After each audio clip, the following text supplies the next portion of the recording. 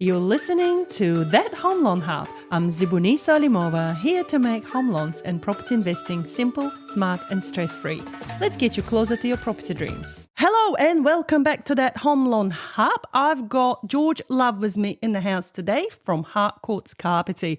Hello, George. Hi, Zebrineso. Thank you for inviting Megan and I here today. Thank you so much for coming. So you decided to be, well, we sort of plonked you in a hot seat first, and we'll get to Megan shortly. But I'm all curious, and I know my listeners will be as well, going, who is this guy with this amazing accent?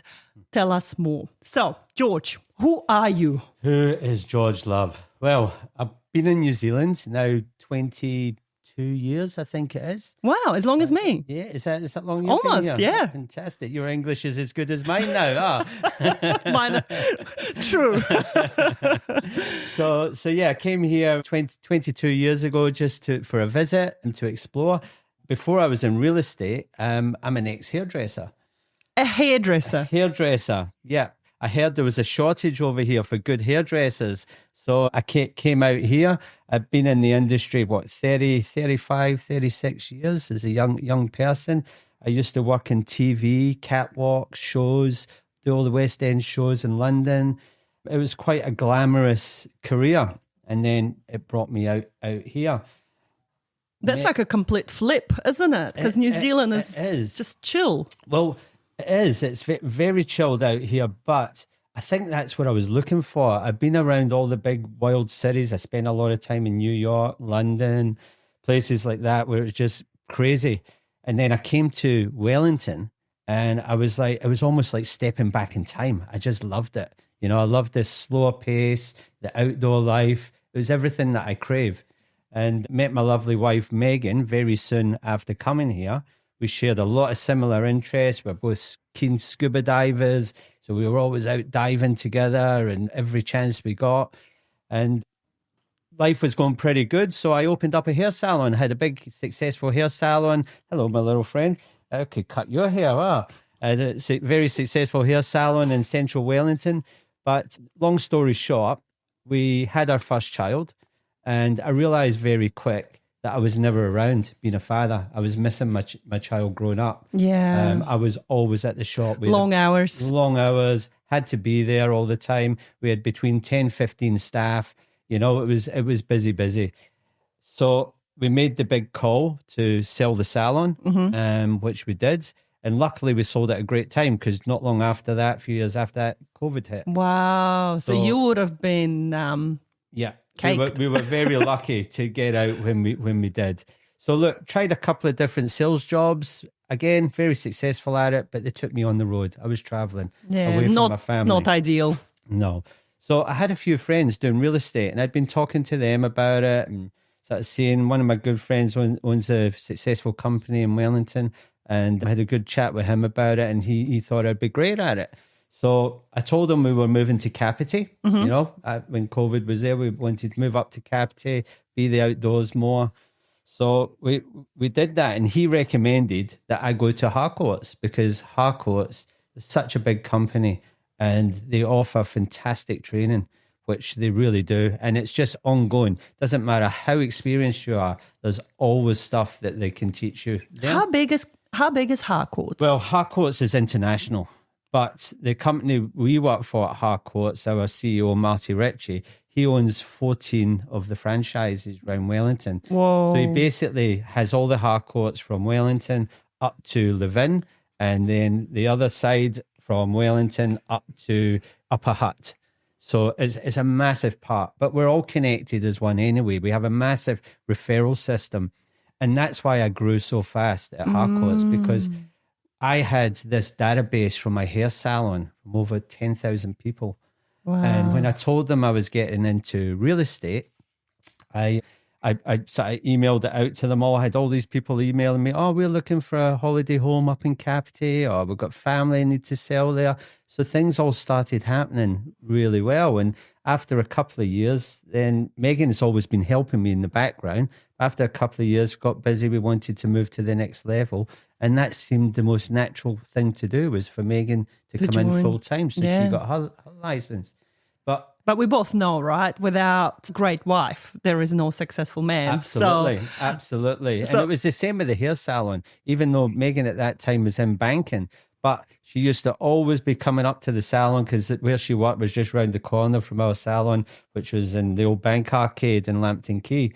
And she would always be coming round, helping out with computer issues and helping out at the desk. And when she finished work, she'd come round there as well and help out. So it was always a team effort, you know, always. But what the big call with real estate has been is the flexibility that we have.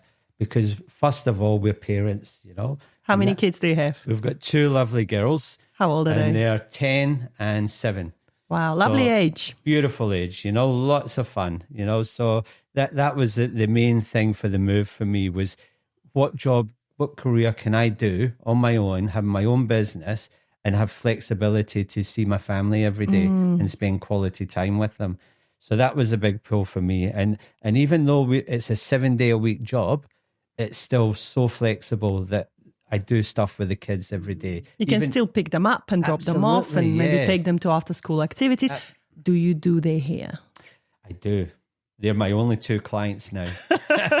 Your VIP clients. They're my VIP clients now, yeah. Oh, how lucky for them. And they love Dad cutting their hair for them, you know? So, and not even Megan gets that order now. I ended up making her go to another hairdresser. You fired her as a client. But she's fighting to get back in with me again now. That's amazing. Like how lucky those girls are. I mean, this morning I was brushing my daughter's hair and I was really frustrated because hair is not my thing, you know? And I usually just cut off the bits that I can brush off. So my daughter is used to it now. That's my solution. Quick, sharp. Yeah, but I think hairdressing requires a lot of patience. And I guess this is the transferable skill that you brought across to real estate. Yeah. Patience and also customer service. It's a massive one, customer service. And that's something that's just natural to me. Yeah. It's like breathing, you know, just like good service comes hand in hand. And I think when we bought our first house and coming up here, we had a few bad experiences. And that was one of the keys that made me think, we can do this, you know, it's the simple stuff that's But we can important. do better. Right? Absolutely. That's what I meant. We can do better, much better. And we certainly have done. And we're always striving to do better all the time. But for us, first and mostly, it's the people, you know. For Megan and for myself, it's the people. We love helping people. We love trying to take the stress away from them, you know, and making the whole process easy. I think that's the key, right? If in our profession we concentrate on people first, people can feel that and people will trust you because this is their biggest asset. Absolutely. They're trusting you with their life. That's their life possession because a lot of the people that are selling, they're either selling to downsize and move into retirement village, for instance, or they're selling because they have to move towns, or they're selling because they want to upsize because their family has grown. In either case, I guess it's a massive life stage for them. Absolutely. And I think working with the right real estate agent will help them to overcome those stressful moments in life. Absolutely. Look, but what you just hit the nail on the head there with the elderly sort of moving into their sort of last place of vacation there. So we saw a market in that and helping them. You know, there's a lot of people we met whose partners died. They'd never made a sale or bought a house on their own. And it was like, who can they trust? One of the main things that we always did with them is try to get a family member or someone they trust to sit with them through the process, right from signing them up to going through negotiations, to make it sort of showing them offers and having support there with them all the time. Because we never want them to feel that they're getting taken advantage of. Yeah, because they're vulnerable, right? Absolutely. These are our vulnerable clients that we really have to look after and take the time. Absolutely, yeah. So yeah, Megan's exceptional with that as well. She's got a great way with the elderly. And I think both of us come from a background with strong family ties. You know, I grew up, I had a lot of respect for my grandparents. They had a big part of me growing up, and Megan was the same. So that just carries on, you know. We love spending time with elderly people, hearing their stories, you know, like listening to them and hearing their stories of their life. It's great, you know. Who doesn't love the chance to have a wee cup of tea and a bicky up? I was about to say the same. Yeah. But that's I think either makes a great real estate agent or not. Yeah. It's not about rushing the process, pushing people into doing something. And just like you mentioned in the other episode that we've just done around the escape clause, if you prepare people early enough, and then when they're ready to push the button, and that could be 6 months later, it could be 3 months later, it doesn't have to be done here right now. That's right. It's about allowing people to work with their timelines. And I think that's super important, because a lot of feedback that we hear in the market is that, the real estate agent pressured me into this, or the real estate agent pressured me into that. I mean, let's face it, I'm sorry to say, but the real estate agents on average don't have the greatest reputation. And I'm so, so happy when I meet amazing operators like you, like Megan, and a few other real estate agents I know that are good friends of mine now that operate from a place of heart. Yeah, that's right. And that's it. And that's what our job really is. It's giving people all the correct information so that then they can make their decision, and we can help advise them. But the most important thing is giving them all the information so that then they can make a good decision. Yeah, no, I love that. So, George, what are your goals for this year? This is a new year, 2026, the year of the horse. Yes. We've just shedded the snake. Yeah. That's gone. I don't know about you, but 2025 has been very difficult for a lot of people. A lot of stuff that they needed to get rid of. Now, finally, we got rid of that. So this is the year to work like a horse, run like a horse, be graceful like a horse. Yeah. What are your goals and visions for this year? Well, look, I think for us, it's business as usual, sort of. We had the best year ever last year in business, and we always work hard. That's just our ethic. We work hard, we work hard, and we also have great time with our family as well.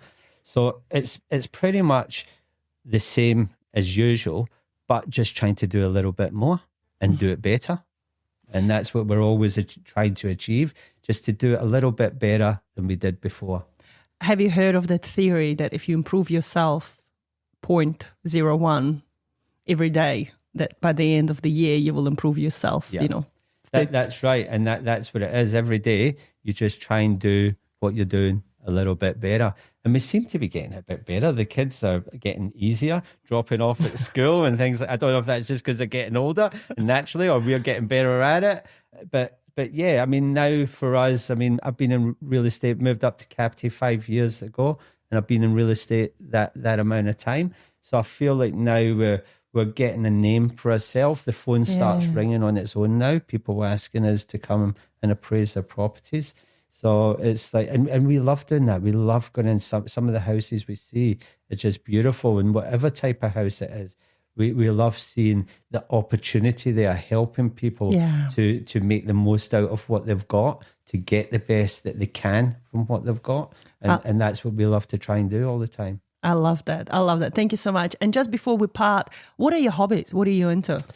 Well, Megan and I are keen scuba divers, although we haven't done a lot of it over the last few years with the kids and stuff, but we're really hoping pretty soon to get back into our scuba diving again. I love golfing. Not very good at it, but I love it. So I golf quite a bit there, and that just generally keep me fit. I go for a run most days, or try to, and I keep fit with the kids anyway. We're always doing activities with them. We were away rock climbing the other week. They love climbing, my girls. They're big climbers, so I get them on the rock frames, and that, and they love it. So they do. Love it. George, thank you so much for coming, and I hope you become a regular guest to come and update us on what's going on in the real estate market. I'd love to come back. Thank you. That would be awesome. Thank you so much, and I hope to see you next time. Thanks, Vanessa. See ya. Bye. And that's a wrap on That Home Loan Hub. Don't forget to hit subscribe and join me next time for more property tips and tricks. Your next smart move starts here.